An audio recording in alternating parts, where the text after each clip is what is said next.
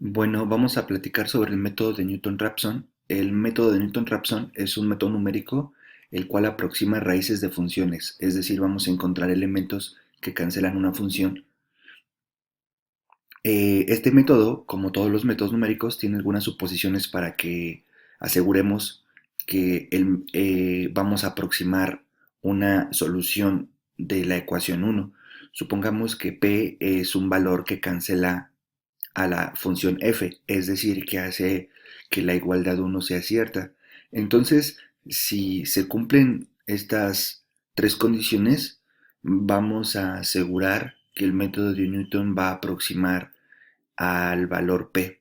La primera condición que necesitamos es que la función se pueda derivar dos veces y el resultado sea continuo. En términos analíticos, operativos, necesitamos que la primera fórmula de la derivada y la segunda fórmula de la derivada no presenten indeterminaciones. Necesitamos acercarnos a esta P mediante un procedimiento. Para que el método de Newton funcione, necesitamos que al calcular el punto de aproximación en la derivada no se anule. Lo siguiente es que necesitamos que las aproximaciones estén cerca de P. Si no están cerca de P, entonces no podríamos garantizar que esto funcione. Esa manera de decir que está cerca de P es escribir esta desigualdad. Necesitamos que el valor absoluto, la distancia entre las dos, sea muy pequeña para algún delta. ¿Ok? Entonces, dado una aproximación inicial, que esté lo suficientemente cercana al valor que cancela, se tiene que podemos generar nuevas aproximaciones mediante esta fórmula. Es decir, la nueva aproximación es igual a la aproximación inicial que nos dicen, la P0, menos la división de la evaluación de P de la aproximación en F entre el valor de la aproximación evaluada en la derivada. Una vez que hacemos este procedimiento, obtendremos una nueva P que llamaremos P1. Entonces, la P sub 2 va a depender de la P sub 1 menos la F evaluada en P sub 1 entre el valor de la derivada de P sub 1. Eso nos va a dar eso nos va a dar el P sub 2. Nuevamente el P sub 3 va a depender de la P sub 2, etcétera. Vamos a estar utilizando esta fórmula las veces que sea necesario. Si cumplimos estas tres condiciones, podemos acercarnos al valor P tanto como queramos. Em, Tenemos algunas observaciones para el método de Newton. Como necesitamos la derivada para encontrar el nuevo punto de aproximación, pues a veces es complicado encontrar la derivada, porque a veces las fórmulas son difíciles. Eh, Observemos que aquí en esta fórmula de Newton hay que realizar una división.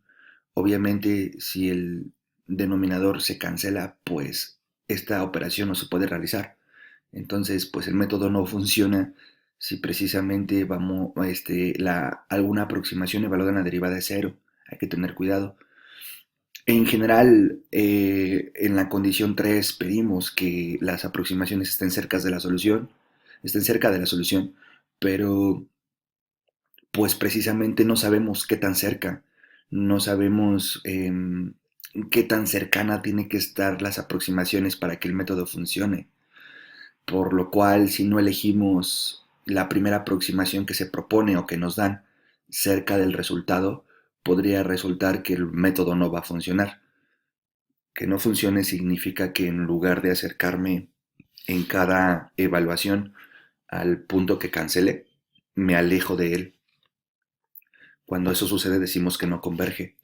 Cuando la aproximación del método, cuando las aproximaciones del método se acercan a la solución, decimos que converge.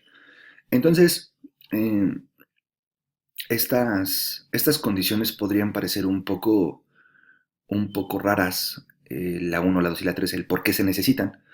La que es evidente es la 2.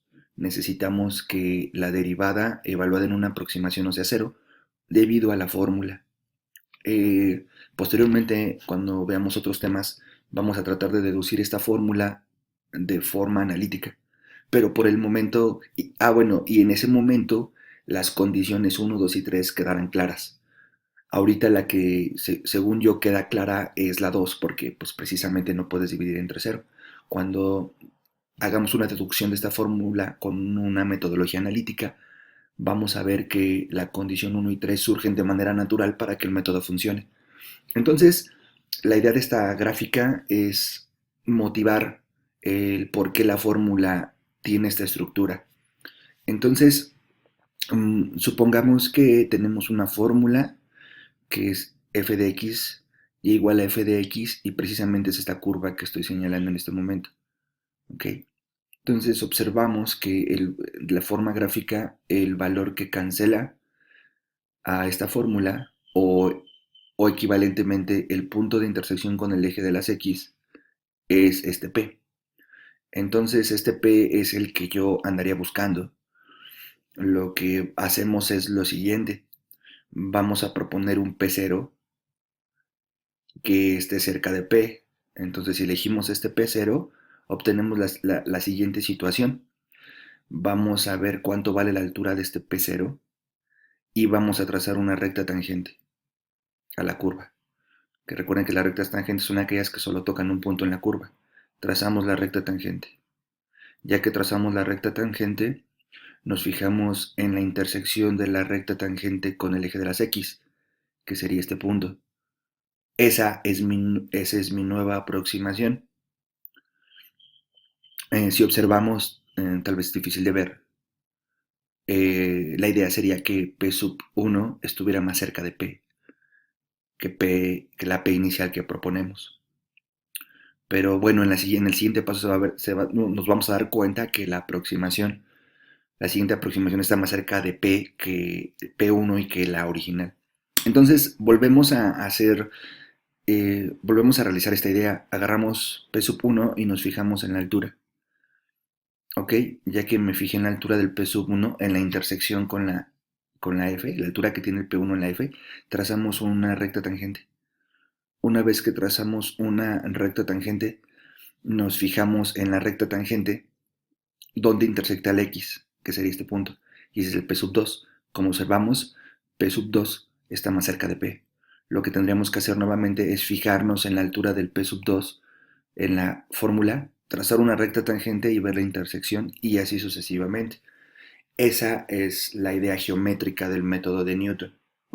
En términos analíticos, pues dado un punto, ¿cómo encontramos la ecuación de la recta tangente? Sería y menos un punto por donde pasa la recta, pues la recta pasa por este punto. ¿Este punto qué coordenadas tiene? Pues en la x es el p sub 0 y en la altura es la f de p sub 0.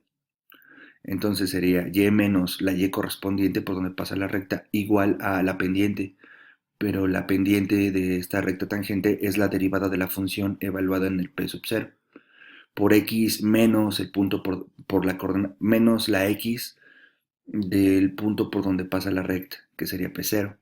Como yo quiero, y esta sería la ecuación de esta primera recta.